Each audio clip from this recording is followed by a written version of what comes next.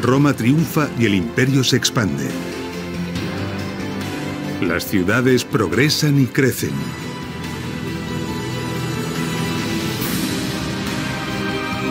La romanización se impone. Las ciudades conquistadas son transformadas y ampliadas y cientos de nuevas ciudades son construidas.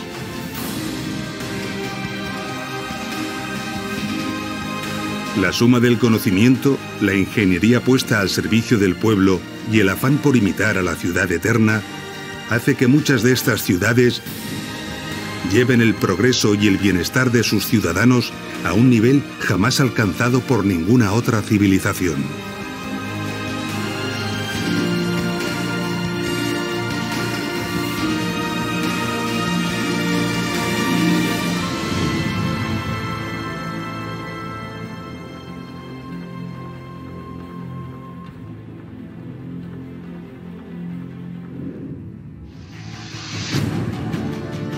En la primera parte de Ingeniería Romana, Ciudades, vimos los condicionantes que determinaban dónde y cómo los romanos fundaban sus ciudades.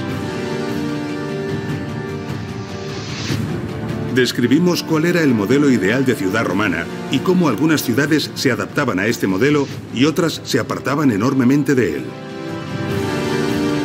También conocimos cuáles eran sus principales construcciones y edificaciones.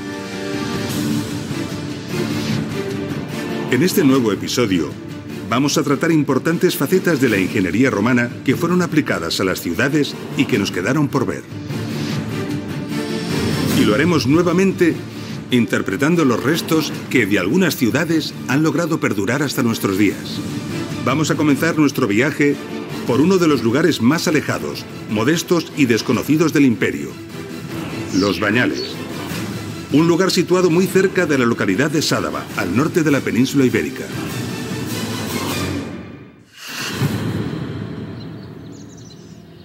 Dado que el clima en este lugar no es benigno y no hay grandes recursos mineros o agrícolas, seguramente su existencia y progreso se debió a que fue punto de tránsito en la vía romana que comunicaba Caesar Augusta con la región francesa del Béarn.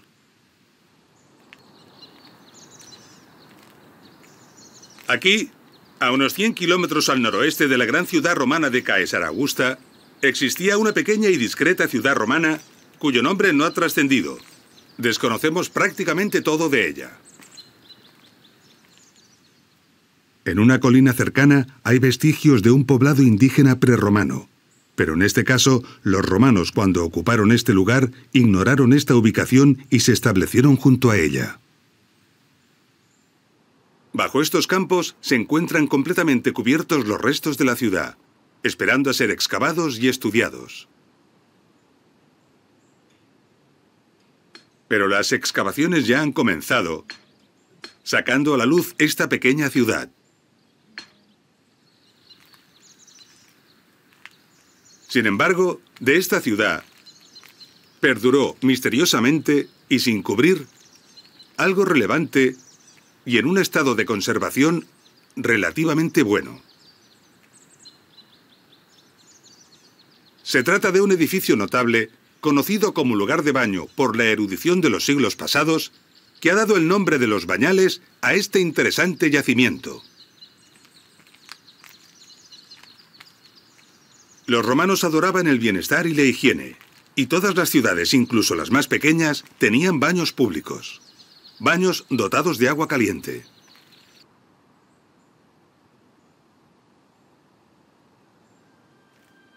El usuario de los baños entraba en el establecimiento por este recibidor.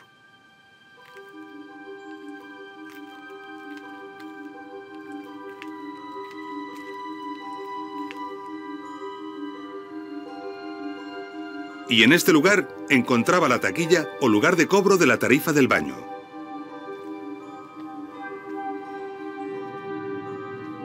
Luego se accedía al vestuario o apoditerium.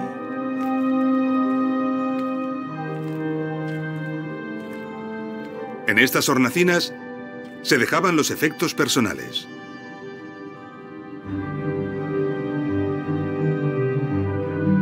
Desde aquí se accedía a una sala de temperatura templada llamada tepidarium.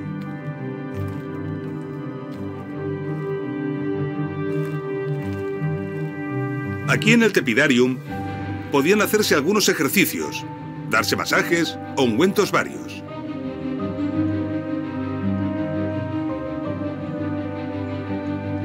Esta sala estaba calefactada. Para ello, el suelo estaba elevado sobre pilarcetes que dejaban pasar el aire caliente. Esta técnica recibía el nombre de hipocaustum.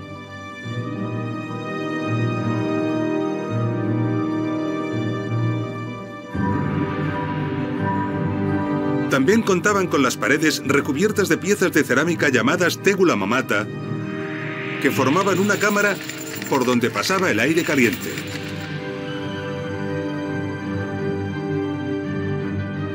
A la derecha de esta sala se encontraba el caldarium. Esta habitación también estaba calefactada y disponía de una pequeña piscina de agua caliente.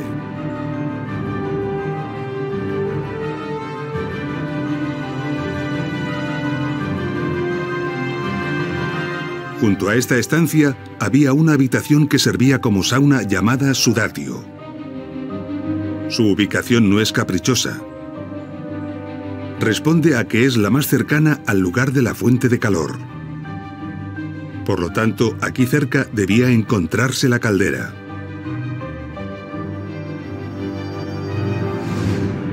La caldera solía estar formada por 3 cuerpos cilíndricos por los que circulaba el agua. El agua fría entraba por la parte alta al depósito superior. Desde allí pasaba al siguiente, al que le llegaba bastante calor y mantenía el agua templada.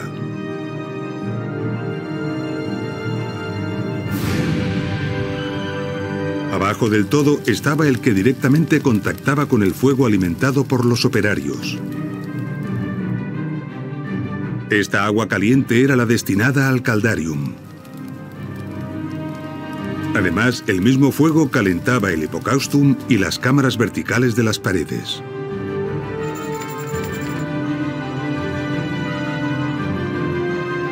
El calor atravesaba los espacios bajo el suelo y las paredes, dando calor a las estancias.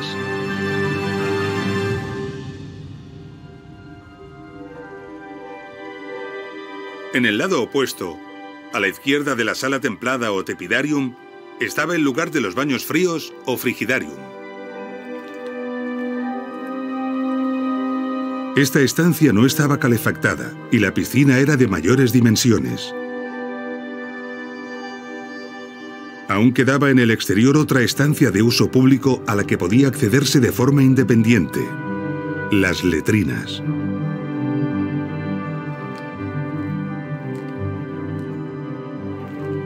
Las letrinas son los retretes romanos. Nos sorprenden lo arcaico de su diseño y la falta de intimidad en comparación con nuestros retretes modernos. Sin embargo, representaron uno de los avances sanitarios más notables del mundo clásico. Los excrementos humanos son fuente de enfermedades y epidemias, algo bien sabido por los romanos. Así que era fundamental desalojar las excreciones fuera de la ciudad rápida y eficazmente. Bajo estas letrinas circulaba un gran caudal de agua que arrastraba los excrementos.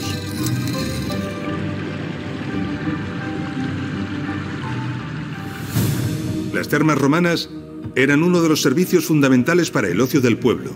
Era un equipamiento imprescindible para toda ciudad, dimensionado al tamaño de esta. Si las termas de los Bañales pertenecían a una ciudad pequeña y modesta, ¿cómo serían las termas de las ciudades más grandes e importantes? Para comprobarlo viajaremos hasta Itálica, en el sur de la península ibérica.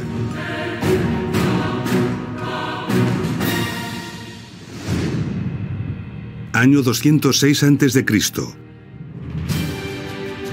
Publio Cornelio Escipión sigue acosando al ejército cartaginés en Hispania.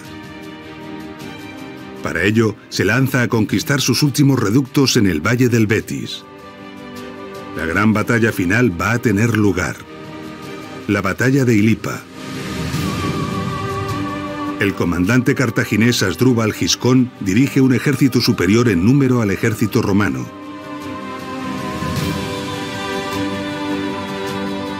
Pero la estrategia de Publio Cornelio Escipión se impone.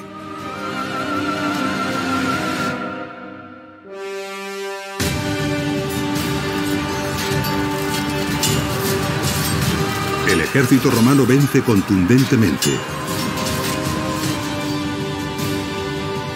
Los cartagineses se retiran de Hispania y Escipión regresa a Roma como un héroe.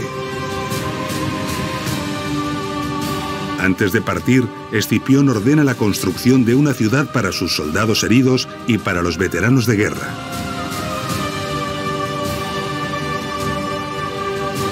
Una ciudad que se llamará Itálica.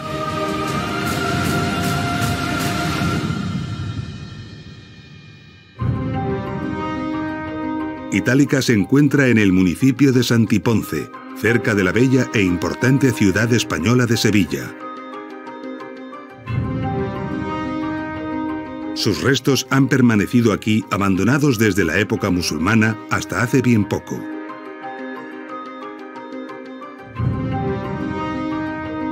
En todo este tiempo han sido objeto de visita, admiración y sobre todo expolio.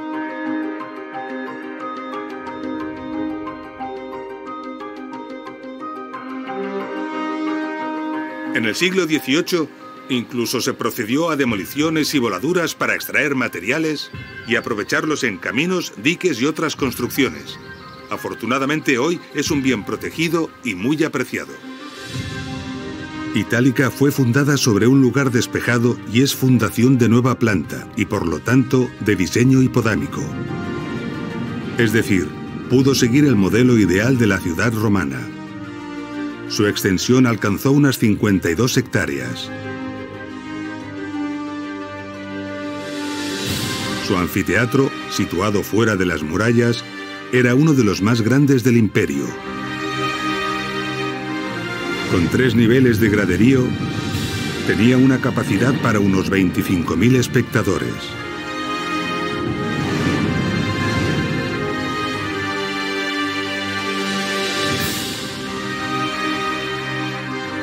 El teatro, más modesto, permitía un aforo de unos 3.000 espectadores.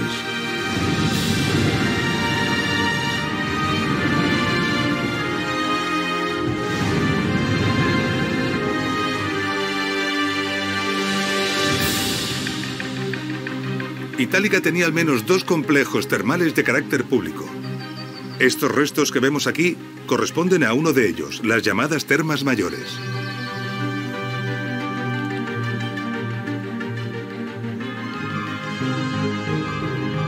A las termas se llegaba por esta calle, el Decumanus, una de las calles principales de la ciudad. Se entraba al edificio por unas escalinatas que daban acceso al vestíbulo principal.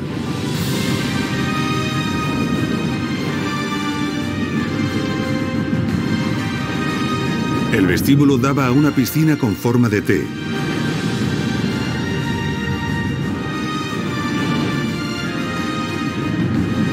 Y también a las demás habitaciones de baño. Entre ellas el Caldarium, Tepidarium y Frigidarium. El edificio albergaba además habitaciones de servicios, sala de masajes, sauna, vestuarios e incluso una biblioteca.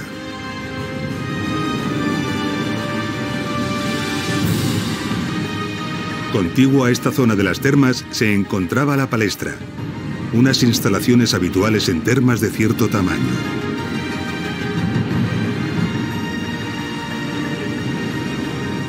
De planta rectangular, consistía en un patio porticado.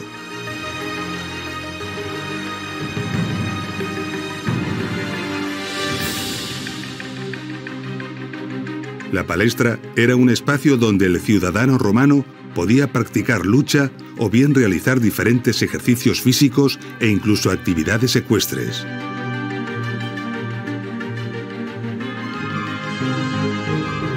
Las estancias adyacentes al porticado daban logística a estas actividades, albergando vestuarios, almacenes o salas de masaje.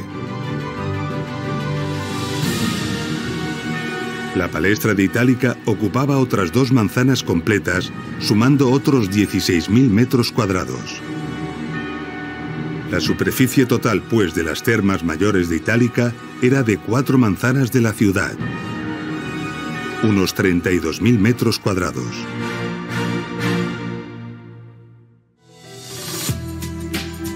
Los baños públicos y su presencia incluso en las ciudades más pequeñas son un buen ejemplo de la importancia que los romanos daban a la higiene.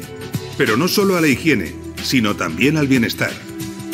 Uno de los valores más apreciados en la antigua Roma.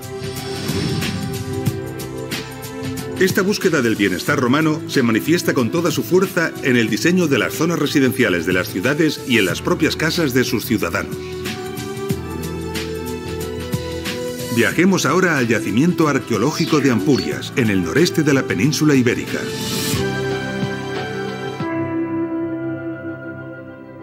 Año 218 a.C.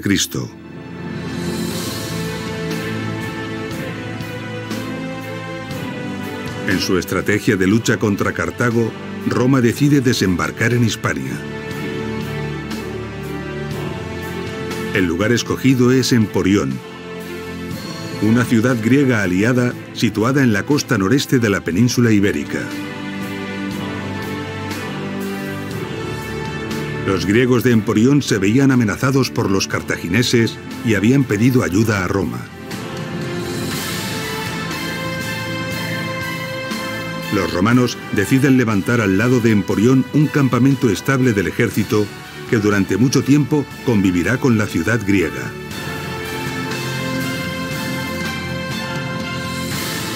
Con el transcurso de los años, ese campamento se convirtió en una nueva ciudad. Una ciudad que se llamó Emporiae.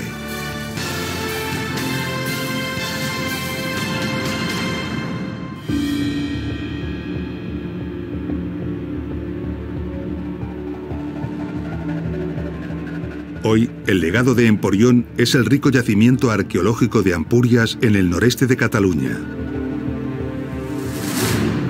Venir a Ampurias es apasionante, ya que podemos visitar las 2 ciudades, la griega y la romana.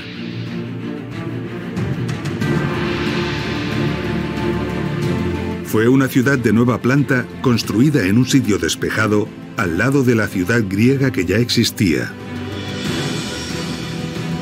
Pudo así planificarse una estructura ideal de ciudad romana, es decir, de planta hipodámica.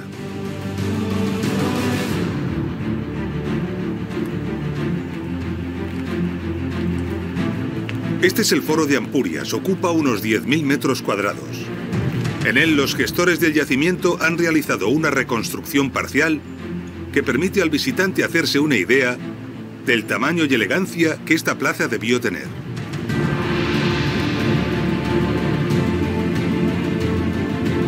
A pesar de ser una ciudad pequeña, esta plaza sobrecoge. Un buen indicativo de la importancia que los romanos daban a las zonas públicas de sus ciudades.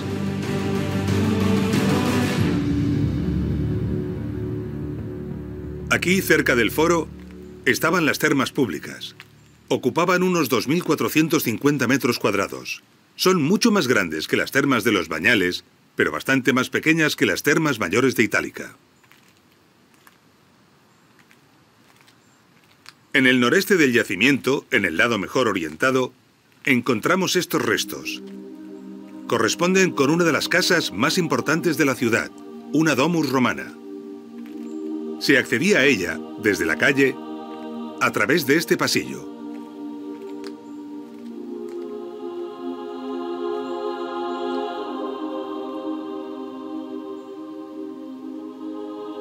Las domus estaban articuladas en torno a un patio central como este, llamado atrio.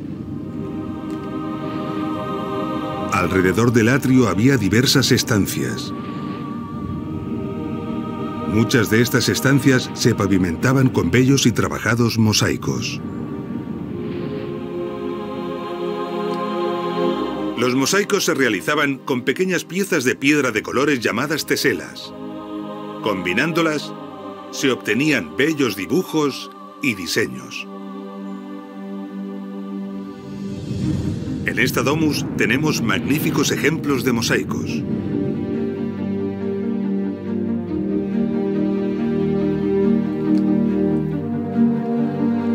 Aquí, las paredes nos delatan que estaban enfoscadas con cal y pintadas.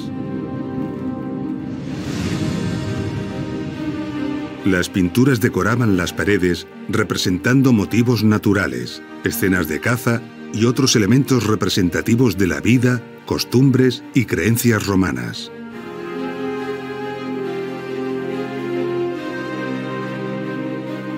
Las estancias que rodeaban el atrio estaban dedicadas a la recepción de convidados, comedores y dormitorios.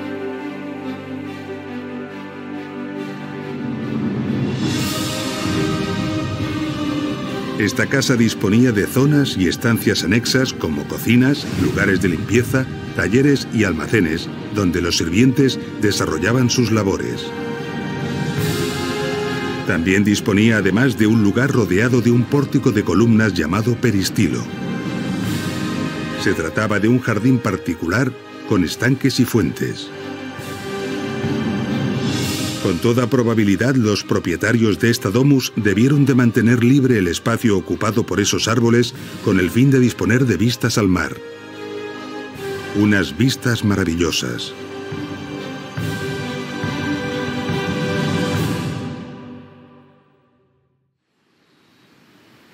Las grandes y lujosas domus eran habituales en las ciudades romanas de cierto tamaño, pero la mayor parte de las domus que componían estas ciudades eran más pequeñas y modestas. Hacia el centro del yacimiento podemos apreciar una calle que ha sido excavada y que nos ayuda a imaginarnos cómo era una típica y modesta calle romana. Interpretemos los restos.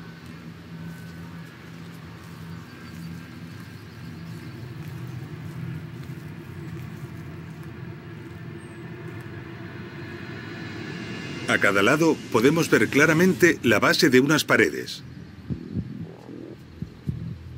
Corresponden a construcciones que se levantaban a lo largo de toda la calle.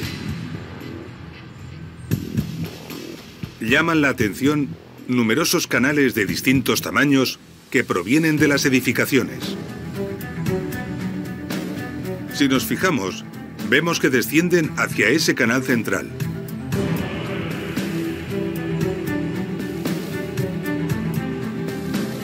Estos canales desaguaban las aguas residuales de las edificaciones laterales.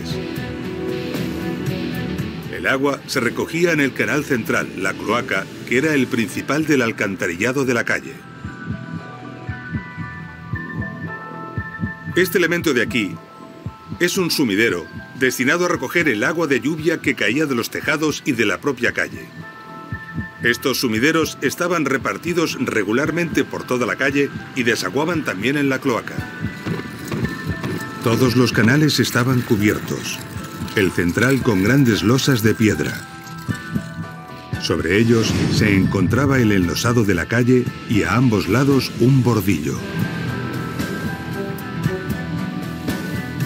Las edificaciones de este tipo de calles solían albergar locales comerciales en la planta baja y viviendas en las plantas superiores.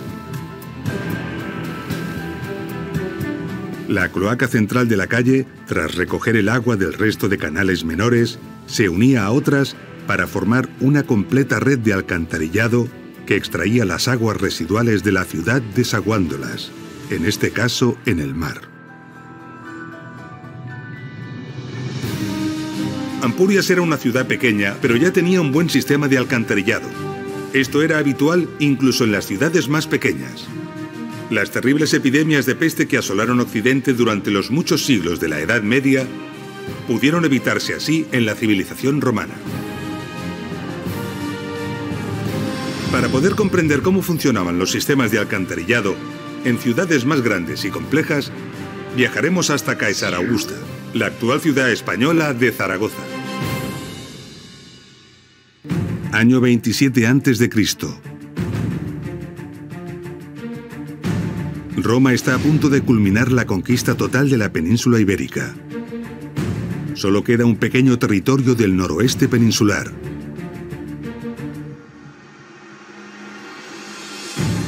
Pero el noroeste peninsular es montañoso, abrupto y hostil. En él, las legiones romanas no pueden imponer su estrategia de combate de campo abierto. Los soldados se ven obligados a penetrar en los espesos bosques.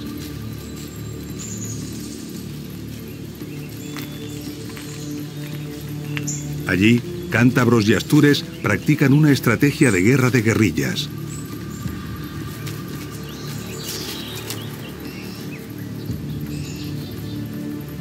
Los soldados romanos sufren terribles emboscadas y continuas derrotas.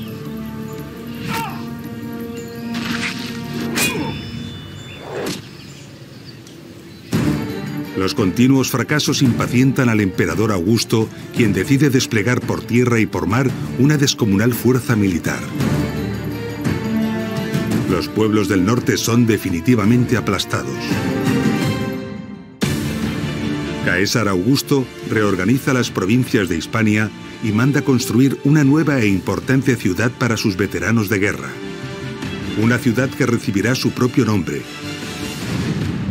Caesar Augusta.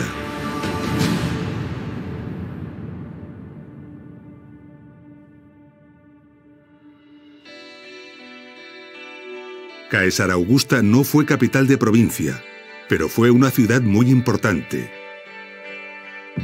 Al igual que Tarraco, el emplazamiento estratégico escogido para Caesar Augusta era muy ventajoso, y tras la desaparición del imperio, una ciudad perduró en el mismo lugar a lo largo de los siglos.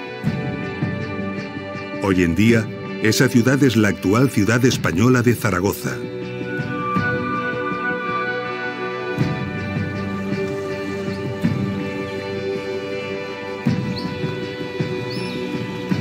Aquí, en el centro de Zaragoza, encontramos esta moderna y espaciosa plaza. En ella se encuentra la famosa Basílica de Nuestra Señora del Pilar.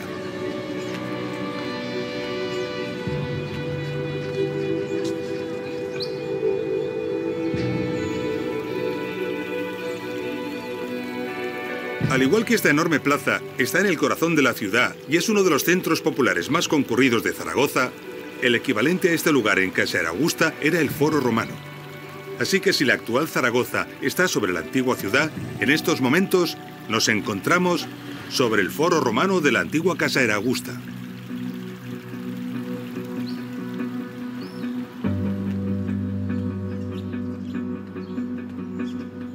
Los restos del Foro de Caesar Augusta fueron localizados en unas excavaciones que tuvieron lugar en 1988.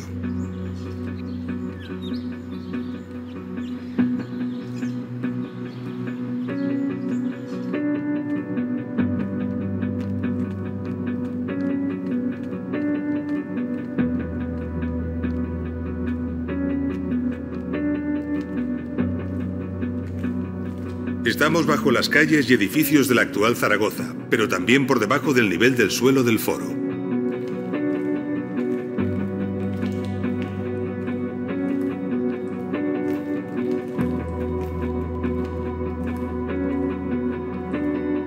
Justo aquí arriba se encontraba la curia, donde se reunían ciudadanos de elevado rango que dirigían y administraban la ciudad.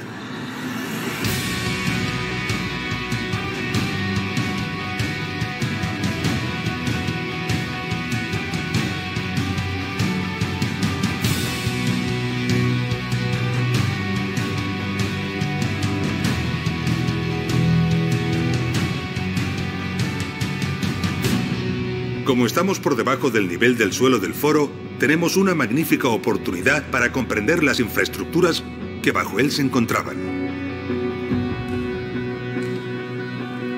Esos grandes bloques de hormigón son las cimentaciones de las columnas de los pórticos del foro.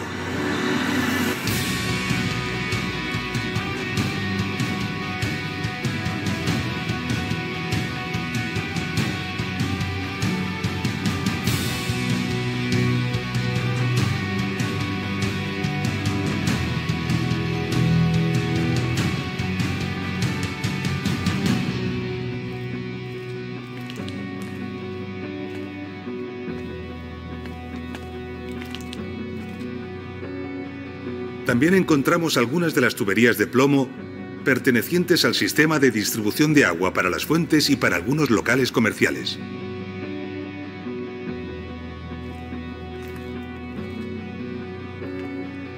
Y este es un punto extraordinario para comprender cómo funcionaba el alcantarillado de la ciudad. Podemos observar una cloaca superior de cierto tamaño que debía de pertenecer a la red de alcantarillado del foro. Y vemos aquí abajo otra mucho mayor que pertenecería seguramente a la red de alcantarillado de la ciudad. La de arriba, de menor tamaño, aprovecha la intersección para desaguar en esta de abajo, que es mucho mayor. Y esta era la regla del sistema del alcantarillado de la ciudad. Toda el agua se conducía por gravedad, de cloaca a cloaca, acumulando los caudales en otras mayores.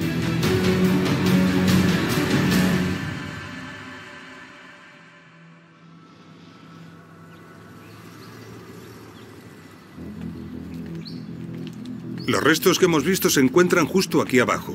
Son restos protegidos para su estudio, no accesibles al ciudadano. Se trata de los restos del lado sureste del foro de Caesar Augusta.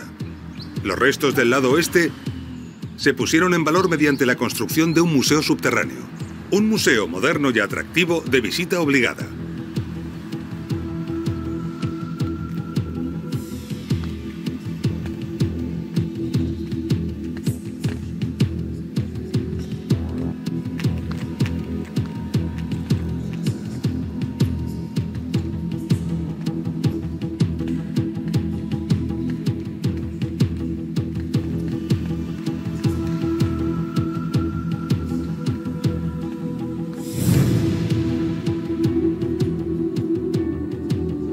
Este gran colector, conservado y visitable en el Museo del Foro de Caesar Augusta, recogía las aguas de toda la zona del foro y de las termas cercanas. Tiene casi 3 metros de altura y más de 2 metros de ancho, lo que nos da una idea del enorme caudal de agua que antaño debió conducir. Está construido todo él de hormigón romano y en algunas paredes se conserva todavía perfectamente la huella del encofrado que sirvió para construirlo. Nuestra imagen de Caesar Augusta es ahora más completa. Y podemos valorar mucho mejor los esfuerzos constructivos y de ingeniería que esconden las ciudades romanas.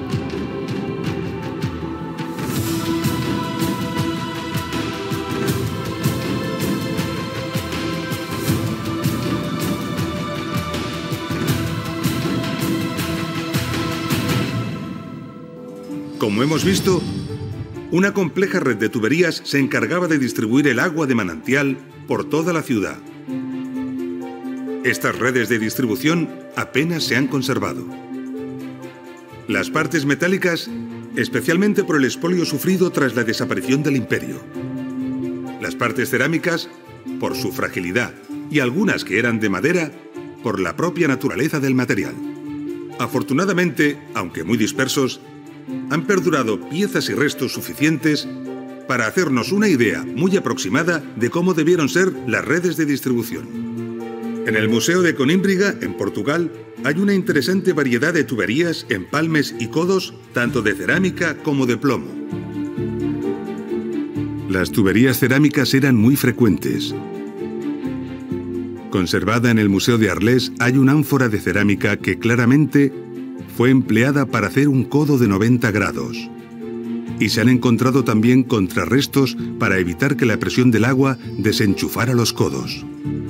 En el Museo Británico, en Londres, tenemos un espectacular ejemplo de tuberías de arcilla empalmadas con plomo. Se sabe que muchas ciudades tenían tuberías de madera de varias formas, aunque solo algunas, excepcionalmente, se han podido conservar, como algunos ejemplares del Museo de Burdeos. La excelente colección Rómul Gavarró y otras repartidas en muchos museos conservan impresionantes ejemplos de válvulas de paso destinadas a regular o cortar el caudal. Destacan también una gran variedad de caños de fuentes, de piscinas y de baños públicos. Y también de grifos, especialmente empleados en las casas. La belleza y refinamiento que muestran estas piezas maravillan a entendidos y profanos. Ahora podemos entender aún mejor el bienestar y lujo de las casas romanas, imaginando cómo estos elegantes caños adornaban las piscinas y las fuentes, o cómo los grifos permitían disponer de agua a voluntad, tal y como ocurre hoy en día en las casas modernas. Extraordinario ejemplo de esta afirmación es el calderín calentador que se expone en el Museo de Arles Antiguo. La demostración de que ciertas casas romanas disponían incluso de suministro de agua caliente. Pero la distribución del agua y los sistemas de alcantarillado no son las únicas infraestructuras de ingeniería que se esconden bajo una ciudad romana. Acondicionar el terreno para poder construir sobre él podía requerir mucho ingenio y esfuerzo.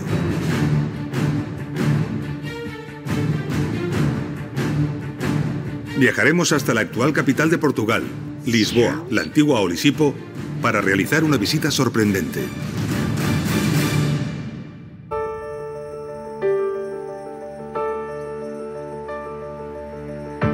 Lisboa es una ciudad bella y moderna situada en un emplazamiento muy privilegiado. Un lugar donde la desembocadura del río Tajo forma un espectacular estuario que ofrece un magnífico puerto natural. Los pueblos celtas fundaron aquí una ciudad que más tarde atrajo a los fenicios, los grandes mercaderes de la antigüedad. La ciudad se alió con Roma cuando el imperio comenzó a conquistar el oeste de la península ibérica, por lo que sus habitantes recibieron la ciudadanía romana y Olisipo obtuvo una gran autonomía como municipio romano. Tras los romanos, Lisboa tuvo una historia muy intensa. Árabes y vikingos, musulmanes y cristianos conquistaron, saquearon, construyeron o reconstruyeron la ciudad, borrando la huella de la Olisipo romana y dejando escasos restos de lo que debió de ser aquella gran ciudad.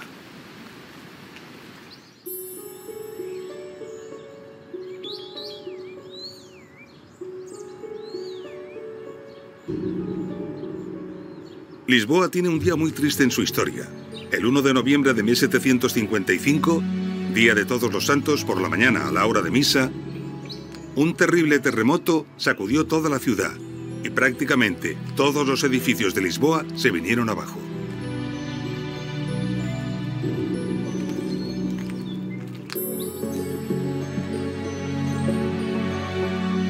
Esta era la mayor iglesia gótica de la ciudad y es uno de los principales recuerdos de aquel terrible día, ya que no fue reconstruida.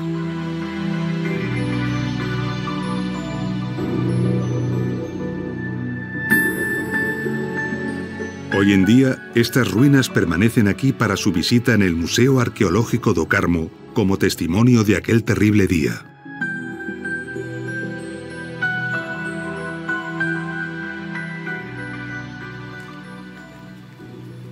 Lisboa quedó destruida prácticamente en su totalidad y ningún edificio quedó en pie. Durante los trabajos de reconstrucción de la ciudad, se encontró una estructura desconocida y misteriosa que había logrado sobrevivir a la catástrofe.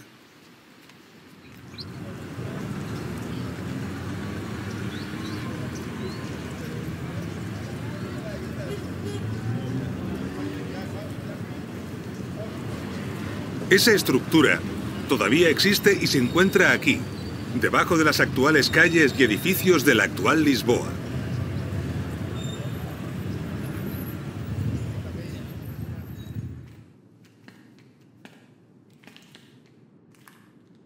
Cuando los lisboetas descendieron aquí, descubrieron unas galerías formadas por unas estructuras de bóvedas. Sorprendentemente, estas galerías habían resistido el terremoto.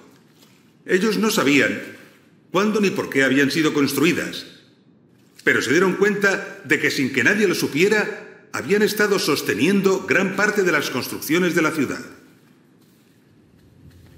Ahora sabemos que estas galerías tienen 2000 años. Fueron diseñadas por los ingenieros romanos cuando construyeron Olisipo. Estamos muy cerca del río Tajo, y aquí el nivel freático, el nivel del agua, cambia constantemente. De hecho, normalmente estas galerías están inundadas.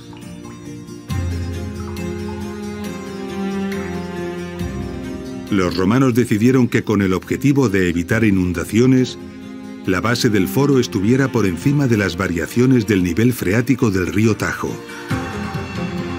Para lograrlo, era necesario construir una estructura que permitiera levantar el nivel del foro. La solución que adoptaron fue el diseño y construcción de un gran recinto de bóvedas. Pero esta obra no era fácil de diseñar ni ejecutar. Debido a la saturación del suelo, el terreno es muy blando e inconsistente en este lugar. Los ingenieros romanos sabían que las cimentaciones de las construcciones, sometidas a un peso enorme, se hundirían. Para resolverlo, esperaron al momento en que el nivel freático fuera mínimo. Hicieron una gran excavación y construyeron una enorme losa de hormigón. Sobre la losa, pudieron entonces levantar la gran estructura abovedada. Y sobre ella, las edificaciones. De esta forma, el conjunto flota sobre los blandos terrenos como un barco sobre el agua.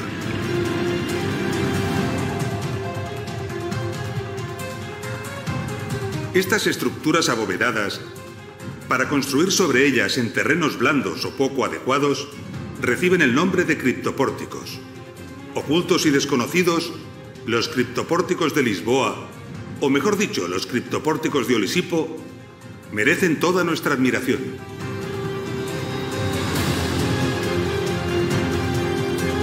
Para nuestro asombro y fascinación, no solo resistieron el terrible terremoto de 1755, sino también el gran terremoto de 1531. Dos de los terremotos más violentos conocidos por el ser humano. Tras 2000 años de historia, hoy en día estas estructuras todavía cumplen perfectamente su misión, soportando parte de la Lisboa actual.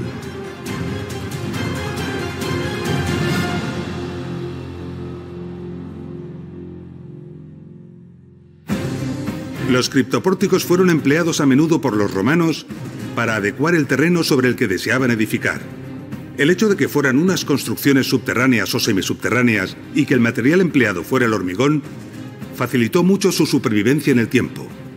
Pero también facilitó mucho su supervivencia la eficacia y la utilidad que siguieron ofreciendo, ya que supusieron unas cimentaciones extraordinarias sobre las que construir. Por ello, no es difícil encontrar ciudades medievales y modernas sostenidas por criptopórticos romanos. Encontramos un excelente ejemplo en Coimbra, a tan solo 200 kilómetros de Lisboa. Coimbra es una universitaria y acogedora ciudad situada a orillas del río Mondego. Actualmente, sus monumentos y su relevante legado histórico son un importante atractivo turístico.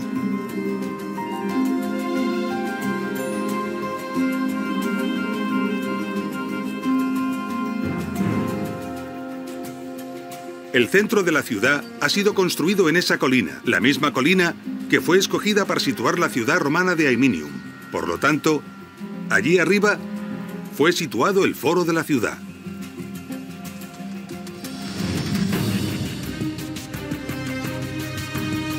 Para poder resolver la pendiente de la colina y poder construir un foro amplio y plano, los técnicos romanos planificaron un gran criptopórtico destinado a sujetar la enorme construcción.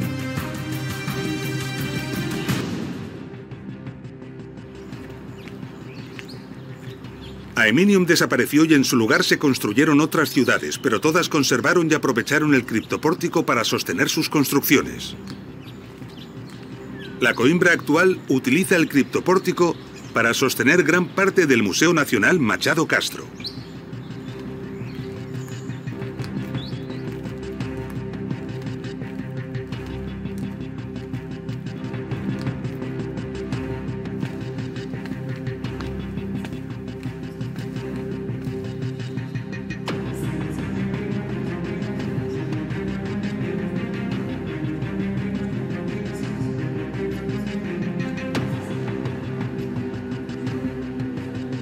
Estos criptopórticos son de los mejor conservados del imperio.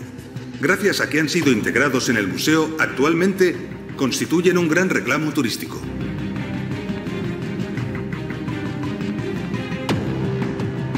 Estos espacios estaban disponibles para su uso y probablemente eran aprovechados, pero no para usos importantes, ya que aquí la humedad es alta y la luz escasa.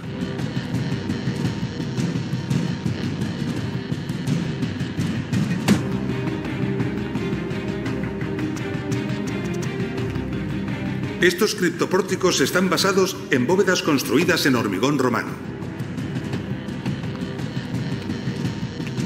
La resistencia y capacidad portante de estas estructuras es enorme, ya que antaño tenían que soportar todo el peso del foro de Aeminium, y hoy en día soportan buena parte del museo.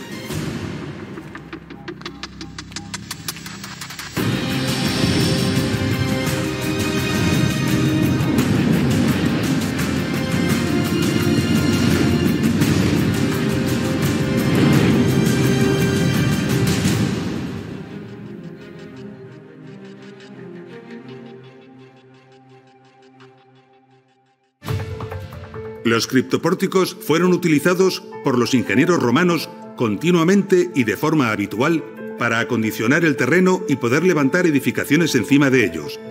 Pero no fue la única solución. Para nuestra sorpresa, unas excavaciones en Caesar Augusta han puesto al descubierto un manto de ánforas en el subsuelo colocadas ordenadamente y boca abajo. Se clavaron en un terreno blando sobre el que luego se terraplenó con sucesivas capas de gravas, ofreciendo así una plataforma estable. Sobre ella se construyó parte de la ciudad. Y en Arles, en el sureste de Francia, se han descubierto multitud de pilotes clavados en el suelo, realizados con troncos de roble y pino. Las investigaciones han arrojado que fueron empleados muchos miles de ellos para sostener al circo de Arles.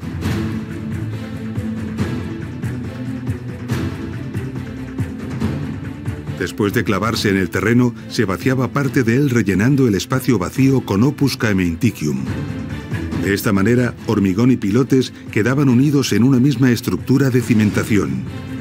La construcción medía 450 metros de largo y 101 de ancho, y podía alojar a unos 20.000 espectadores.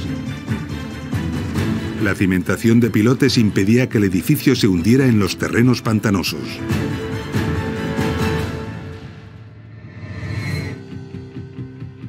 Para desarrollar nuestras explicaciones didácticas sobre la ingeniería que encierran las ciudades romanas, nos hemos centrado especialmente en ciudades de la península ibérica.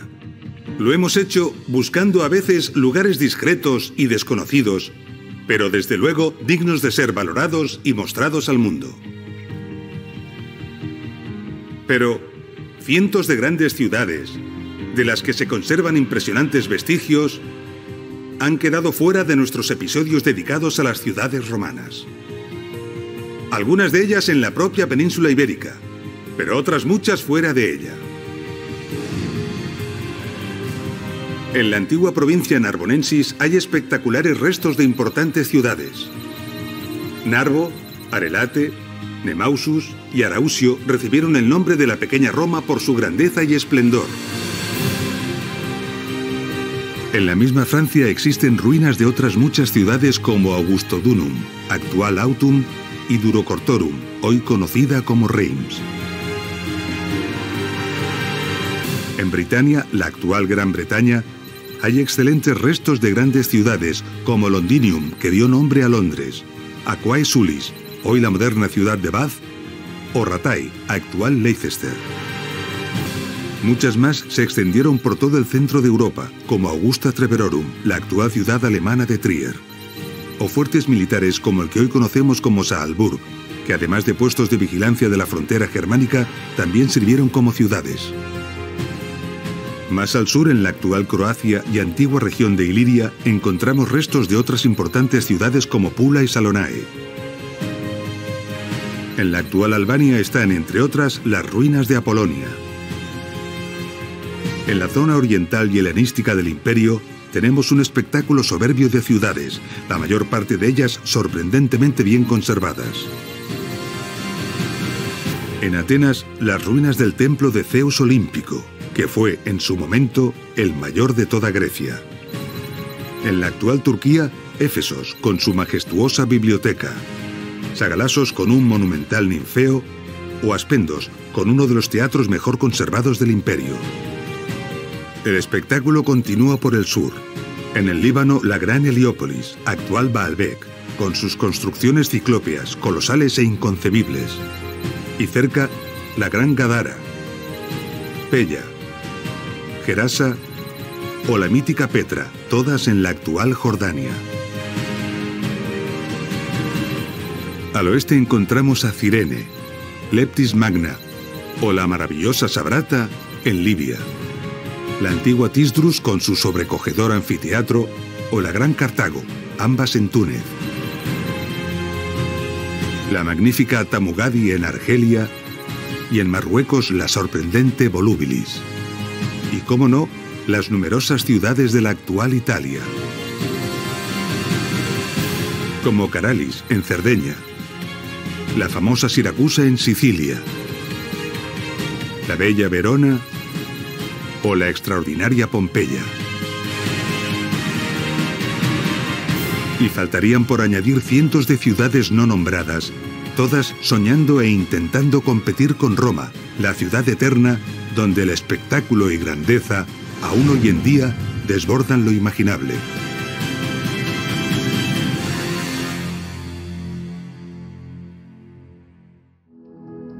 Las cifras y dimensiones de Roma son sobrecogedoras. Precisaríamos de muchas horas de documental para conocer en detalle la ciudad eterna. Sus estructuras y construcciones más espectaculares las trataremos en algunos de los episodios que nos quedan por ver. Estamos al final del episodio. En él hemos puesto de manifiesto la pasión de los romanos por la higiene y el bienestar. Lo hemos visto conociendo las termas romanas y la ingeniería que se esconde en ellas. Y cómo incluso las ciudades más pequeñas disponían de este tipo de servicios.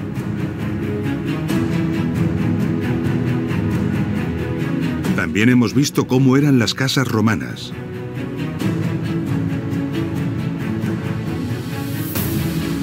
Las más lujosas y espléndidas y las más humildes.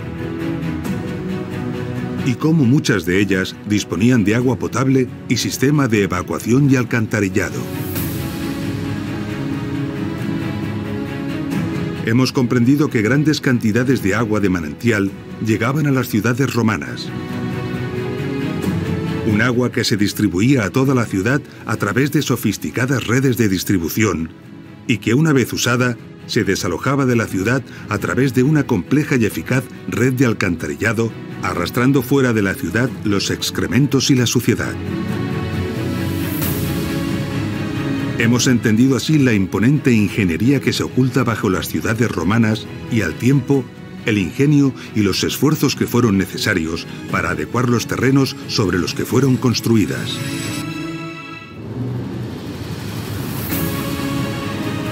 Las ciudades romanas precisaban de grandes cantidades de agua de excelente calidad.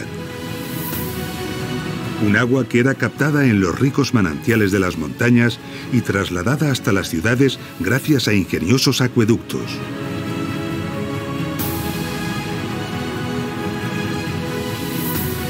Obras complejas y admirables, a menudo muy desconocidas, que trataremos en el próximo episodio. Nos vemos en Ingeniería Romana Acueductos.